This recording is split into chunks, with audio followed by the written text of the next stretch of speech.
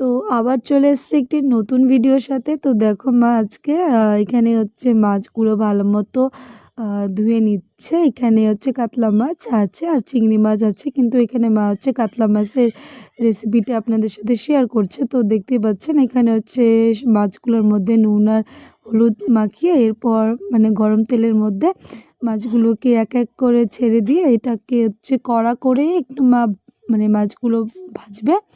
তো মাছগুলো ভাজা হয়ে যাওয়ার পর মা আবার ওই কড়াইয়ের মধ্যেই এখানে যেহেতু আলু আর বেগুন দিয়ে মা ঝোলটা করবে, তো জিরে ফোড়ন দিয়ে এটার মধ্যে আলু আর বেগুনগুলো দিয়ে দিচ্ছে।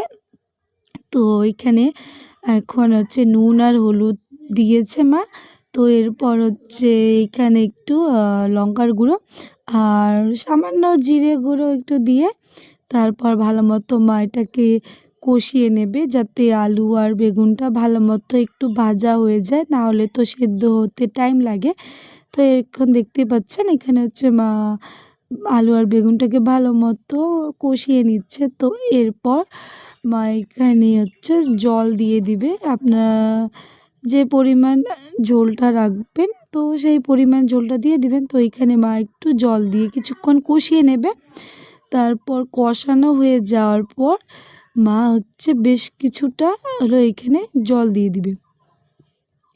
তো জল দিয়ে দেওয়ার পর তো ঝোলটা ভালো মতো ফুটবে। তো ফুটে যাওয়ার পর এখানে মা হচ্ছে ভাজা মাছগুলোকে দিয়ে দিবে। তো তারপর আমরা সবাই জানি যে মাছের ঝোলটা রেডি হয়ে যাবে। তো দেখতে পাচ্ছ এখানে মাছের ঝোলটা একদম রেডি। তো যদি ভালো লাগে তাহলে অবশ্যই আমাদের সাবস্ক্রাইব করে পাশে থাকবেন। তো আজকের মতন এইটুকুই।